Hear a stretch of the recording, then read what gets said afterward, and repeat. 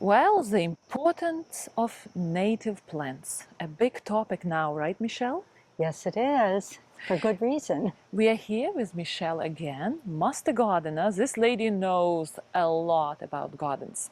So today we are going to talk with you how to introduce natives, how to support a healthy, what would you say, nature around our small lots where we live and garden, right? And Michelle's house and her 1/5 of an acre is One quarter. 1/4 of an acre is an excellent example how to do it all, how to eat from the garden, support the wildlife, support natives, and know everything about it, literally. So tell us, Michelle. All right, so one thing I do want to mention is although I'm a master gardener, that was in 2018, I've been growing since I was 8 years old. So it's a Right. lifetime of knowledge. And you have to, everyone has to start somewhere. Yes, that's So true. the sooner you start, the more you're going to learn about this. And it's so rewarding. It It's is, yes. so rewarding. It's a hobby that just pays you back joyfully. Every day when you come out and you hear the birds, you see the butterflies, and you get to eat the things that you've grown. It's just so rewarding. It's another layer of knowledge, right? And it Yeah. makes your life so much richer. It does. It does. Yeah.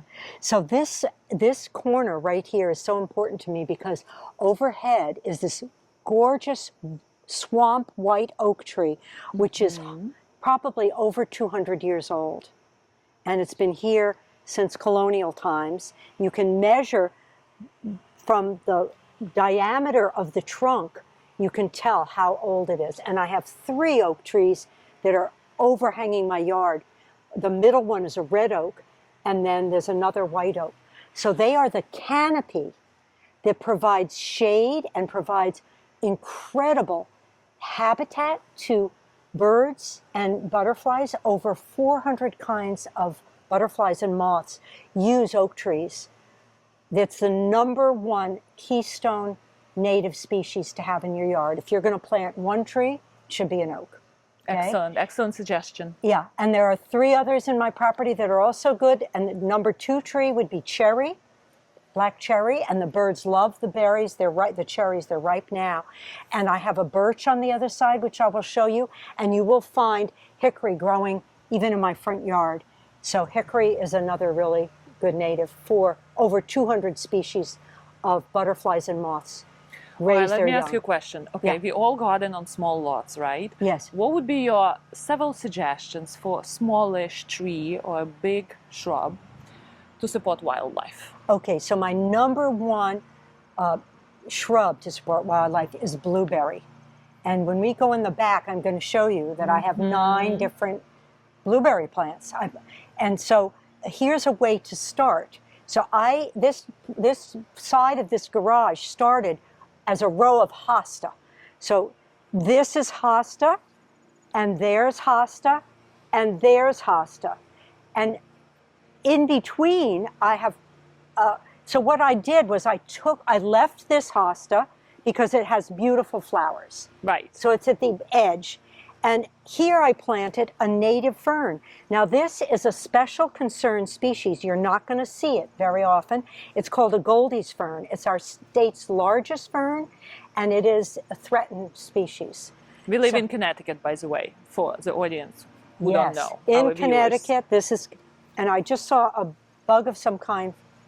So I took out a hosta, planted a fern. Here I took out 2 hostas, and I planted this native spice bush. Now this is about as tall as it's going to get. And when I first planted this just 2 years ago, I found a leaf that was curled up like this. And when I opened it up, there was a big 2-inch caterpillar in there, and I looked it up. It was the spice bush swallowtail. Oh, how Well, the interesting. spice bush is a butterfly that's this big, and by providing the habitat, immediately I got the butterfly here.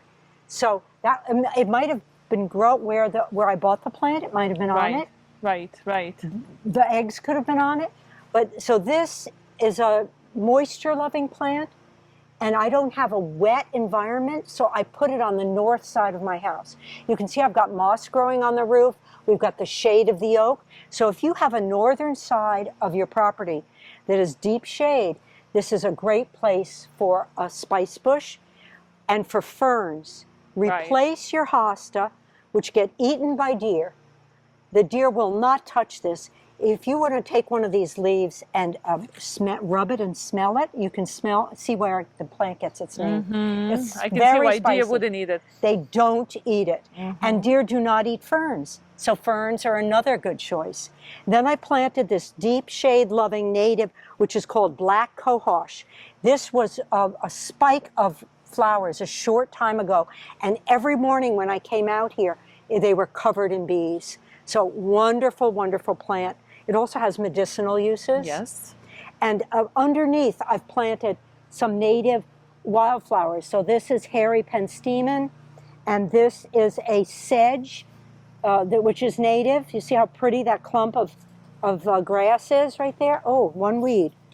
I'll take that out. Let me tell you, I don't see any weeds in your garden. And isn't it amazing? So the secret to no weeds is no tilling, because when you disturb the soil, you stir up the seeds in the seed bank.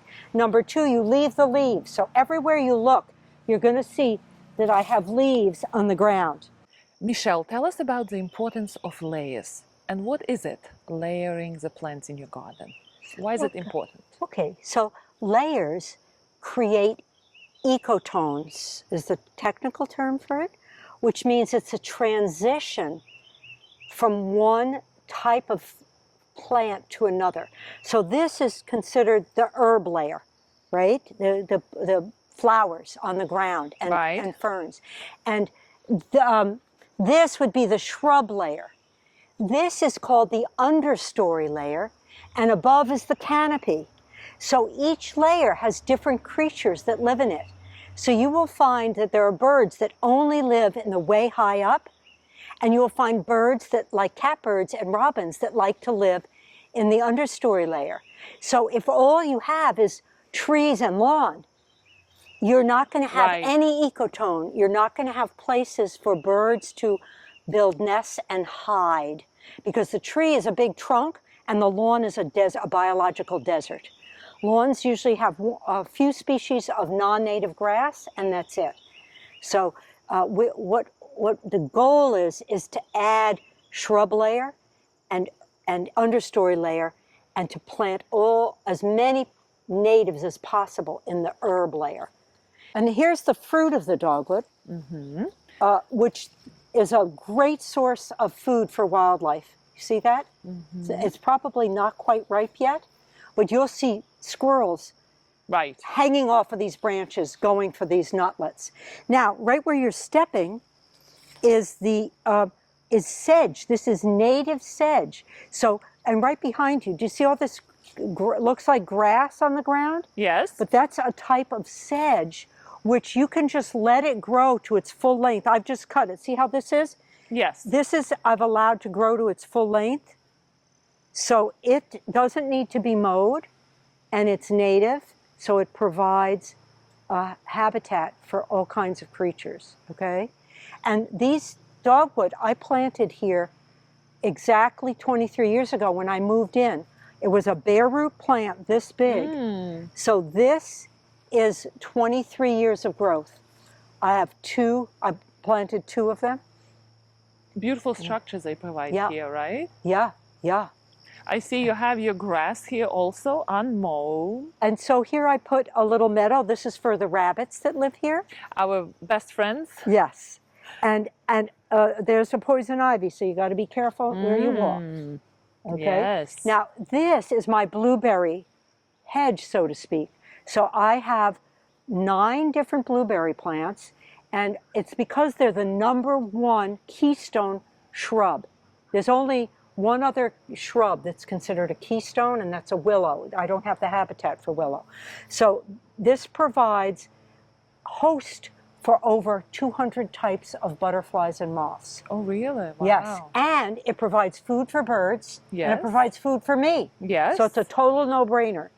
So, you know, you could go around and count. I've got 1, 2, 3, 4, one around the corner, 5, 6, 7, 8, 9, right along the back of the house. And I'm sure these plants are old, right? This what, 20 years old? This one is about 15, And these came from my former dwelling, so they're over 30 years old.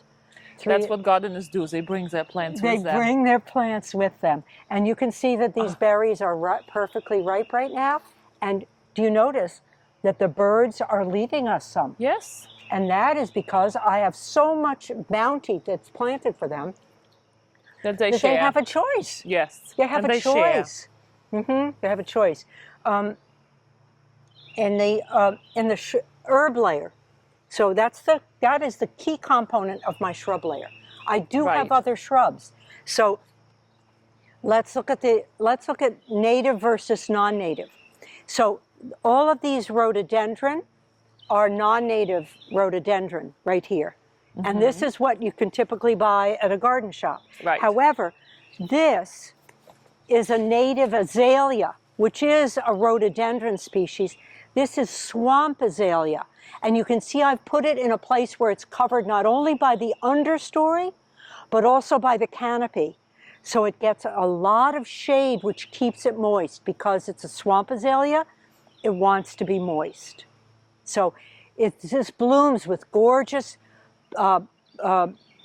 coral pink flowers in the spring. It's just delightful. I can't neglect the milkweed that's growing in this understory right here, which is a total volunteer. And monarchs keep coming back here because this is a #1 host plant for monarchs. Right. This is an aster that I just planted last year, calico aster, and it's going to bloom in a little bit. And that is a keystone species. Aster is a keystone genus for butterflies and moths. So I was starting to talk about shrubs, and it's so easy to get sidelined. This is a native rhododendron. So you can buy native rhododendron. They're very hard to find. It's called, in Latin, rhododendron maximum. And one of the things I've learned is that by knowing Latin names of plants, you can be sure you're getting a native. If you don't know the Latin, people will tell you, oh, this is a native. You want to see the label on the plant that tells you. Right. Unless it's mislabeled. But it's unlikely. It's unlikely. Whoever sells native would make sure. So that I have a two Latin native rhododendron, and this one is not doing so well. Why? Sun. Too much sun. So rhododendron is supposed to be under a canopy. Yeah. If you find them in their native habitat, they are under big tree, 2 layers of trees. Canopy layer and understory layer. So this is not happy here, but this one gets a lot more shade. So it's doing much better. It's doing much better. And then here's another lovely little shrub. It's the red chokeberry. Red chokeberry. Okay. Red chokeberry. So it provides lots of berries. So to transition from non-native to native, I used to have another row of hosta here. Right. So I dug up the hosta and planted a chokeberry. That's a native. I dug up the hosta and planted woodland sunflower. This is a keystone species because it attracts so many kinds of butterflies and moths and bees. Specialist bees love this. So there are over 400 kinds of bees, and most people only know bumblebee and honeybee, right? Honeybees aren't native, and bumblebees, they're great, but there are some bees that will only pollinate certain things. So I have a lot of vegetables and fruits that I want pollinated. I have to make sure that the bees are happy having, a wide selection of things that they can nectar from.